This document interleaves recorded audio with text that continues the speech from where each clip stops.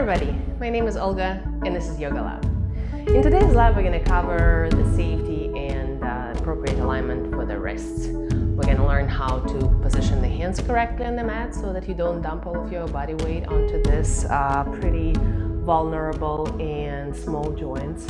As well as we're going to learn how to engage all the musculature in the arms and the shoulder girdle in order to provide nice, stable support of your hands on the mat, whether you're doing a downward facing dog or a handstand. And we're also going to cover a few nice little exercises and stretches for the wrists so you can warm them up and prepare them for practice or alleviate achiness and fatigue that you might have acquired during this time of online practices when your teacher is not really there to be mindful about your positioning. Let's go ahead and get started. First of all, we're going to go over the correct alignment for the hands and the arms and the shoulders in order for you to not dump all of your body weight onto the wrists. Come onto your all fours. Stack the shoulders right above the wrists, so your hands are ending up being about shoulder width distance apart on your mat. In here, your goal is to bring this wrist creases about parallel to the front of your mat. And then you can bring either your middle finger perpendicular to the front of your mat or index finger perpendicular to the front of your mat. I bring my index finger perpendicular to the front of the mat because of the tightness in the shoulders these days. If you tend to hyperextend, notice how your elbows look. If the eye of your elbow is facing straight forward, there is a lot of pressure onto your elbows and your wrist joints, so slightly micro bend your elbows.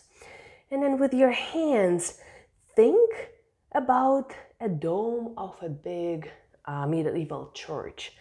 Cup your hands, cup your palms to create a similar shape with the middle of your hand, and press the knuckles of your fingers, all 5 of them, firmly into the mat, shifting the weight more to the instep of your hand rather than the outer edge of your hand, so that you're not dumping the weight onto the outer edges of your wrists, creating injury prone position.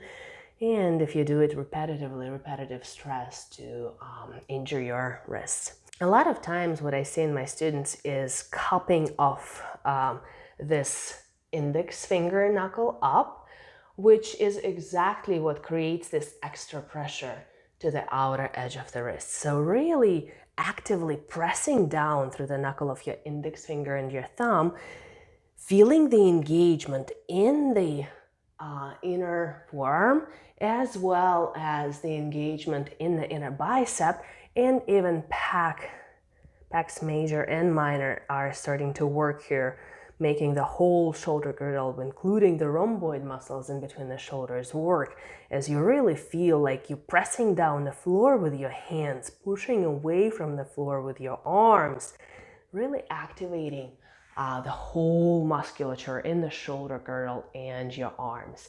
And that will keep your wrists really healthy and help them to maintain your body weight, whether you're in downward facing dog or in your handstands. Let's go ahead and get started. Take an all fours position and then stack your shoulders above the wrists. And from here now, while you're on your all fours, start rocking in circular motion so that we warm up the wrists a little bit. Maybe 5 or 6 times to the right. And then 5 or 6 times to the left. So the key here is not go as deep as only humanly possible, but to really just check in with your range of motion here. Check in with your edges.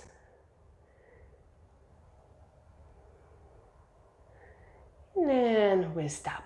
Now turn your fingers facing sideways and rock from side to side, left to right once again, getting to that edge of yours in the wrist flexion and just checking in how my range of motion is feeling today. And creating some muscular memory so your body is aware of this range of motion edges in order to protect you. From here, turn the fingertips back, and then let's stretch the forearms a little bit.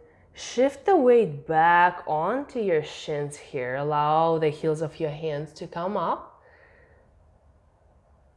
And then breathe into the nice, delicious stretch you feel in your forearms.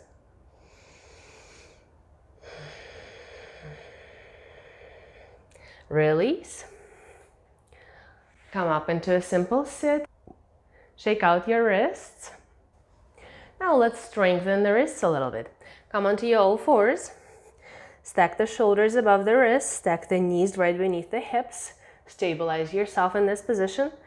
And now come high onto the knuckles of your hands. So the fingers are on the ground, maybe cupping slightly, pressing the tips of the fingers into the mat. And then palm is lifted up. And then lower it down. A few times like this. Going as slow as you would like to, as fast as your body allows you. And then feel this nice intensity. If you'd like to intensify this pose, hug your stomach in and round through your upper back. If you'd like to release the intensity, walk your knees closer towards your hands and shift more of the weight onto your shins to release some of this weight that your hands have to work with. So really gauge these exercises to what your body needs right now. And then we stop here. Sit back, gently shake out your wrists. Release all 10 fingers, make a nice interlaced grip, and then we're doing somewhat of a figure 8 with the hands.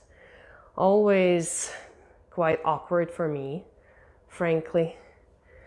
And I honestly don't think this even resembles remotely figure 8, but it's a really good warming and opening exercise for the wrists. And then as you get stuck, see if you can move this into the other side. And then release. From here, let's do another strengthening exercise. Reach your arms forward. Some teachers do this exercise by reaching the arms up. However, I don't really see the point to deplete the wrists of the blood by stretching the arms up. So I usually do this exercise with my arms forward. And then very fast, we start making fists with our hands. We'll do it for 20, 19, 18, 17, 16, 15, 14, 13. I keep counting. Please keep doing it as strong as you can. Fisting your hand and then releasing the fingers. 5, 4, 3, 2, some fire, and 1. And then release. Let's get into all fours. Send the knees back and let the heels of the hands come up. Gently stretching. And once again, maybe increasing a little bit the range of motion in the wrists. From here, let's take all fours with the palms facing up. Bend your elbows here, or at least soften them. And then make fists with your hands. Squeeze the fists as much as you can. And then start straightening the elbows and round your upper back. Gaze up at your navel. Come back to the cat-like position. And then on your exhale, once again, round through your upper back. Feel the nice stretching sensation in the back of the wrists, in the forearms. Keep the breath moving, keep the action going. Make sure you're very mindful about how much intensity you create for yourself in these poses. And then release. Very gently roll your wrists out. Let's get back on our all fours. Plant your palm correctly onto your yoga mat. So make sure you're pressing down through the knuckles of your index finger and your thumb. And then the sensation in your forearms is if you're opening a jar with your left hand and tightening the jar with your right hand.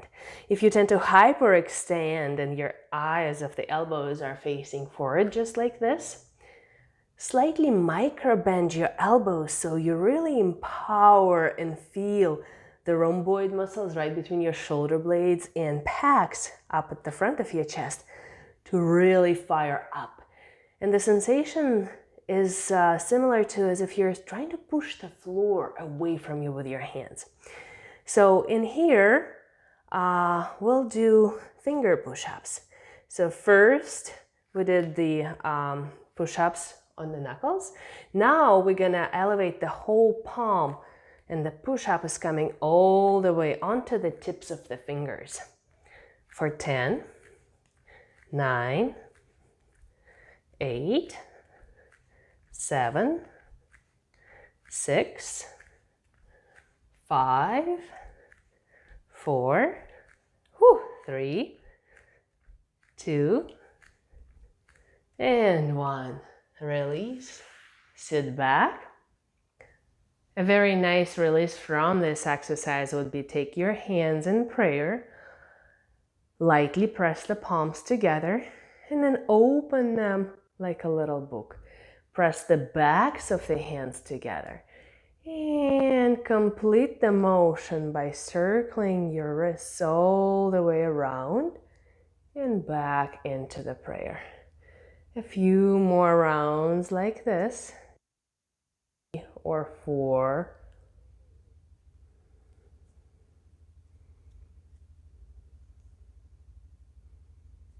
And then we'll do the other side.